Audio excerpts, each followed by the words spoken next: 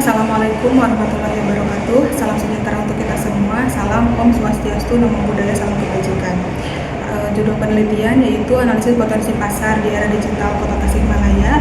Nama ketua yaitu Dina Andini, RIDN 0417059601. Nama anggota yaitu Dr. Hasan Fahmi Kusnandar, RIDN 0417078408. Asal kampus dari Politeknik Tribuna Tasikmalaya. Tahun pelaksanaan penelitian yaitu tahun 2022. Latar belakang dari penelitian ini adalah dalam perkembangan era teknologi pada saat ini, negara maju di dunia berlomba dalam mengembangkan teknologi baru untuk kebutuhan masyarakat. Ditambah lagi pada saat ini kenaikan pemakai internet di dunia bertambah dengan signifikan, khususnya di Indonesia. Pasar tradisional Kota Tasikmalaya telah dihadapkan pada berbagai situasi yang terkadang tidak menyenangkan dan dituntut untuk dapat mengikuti perubahan zaman. Misalnya, modernisasi pasar dan konsep pasar di era digital. Persaingan bisnis yang ketat seperti saat ini membuat pelaku bisnis selalu berusaha untuk mempertahankan usahanya agar dapat bersaing untuk mencapai tujuan yang diharapkan. Para pelaku usaha harus jeli melihat peluang dan mengembangkan strategi pemasaran. Tujuan dari penelitian ini yaitu untuk mengetahui potensi pasar tradisional yang dimiliki pasar tradisional Kota Tasikmalaya pada era digital.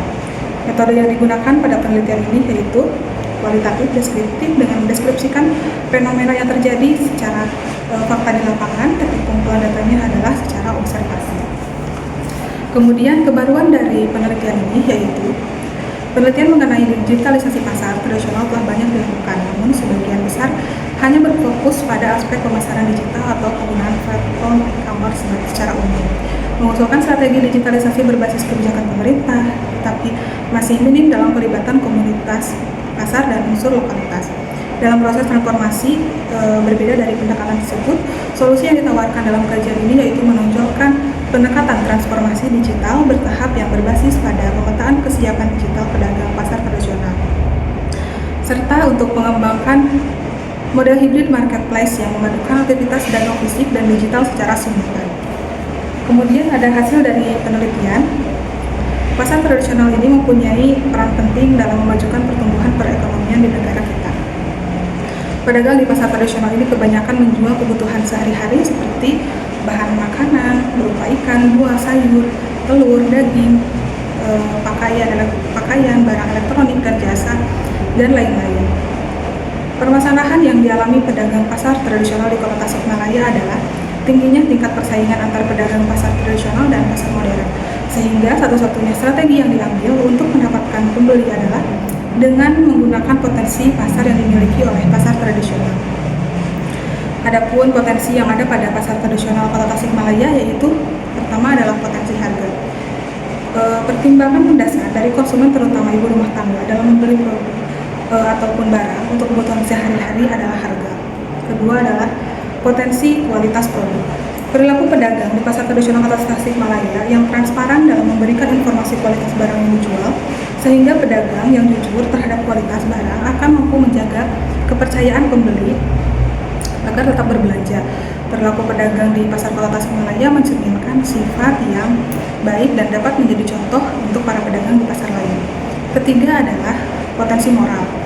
Perilaku pedagang yaitu suatu sikap atau tindakan seorang di dalam melakukan perdagangan atau menjalankan transaksi jual beli. Kemudian keempat adalah potensi fasilitas pasar.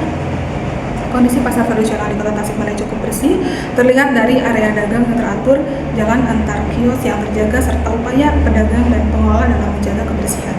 Kemudian kelima yaitu potensi pelayanan yang ramah.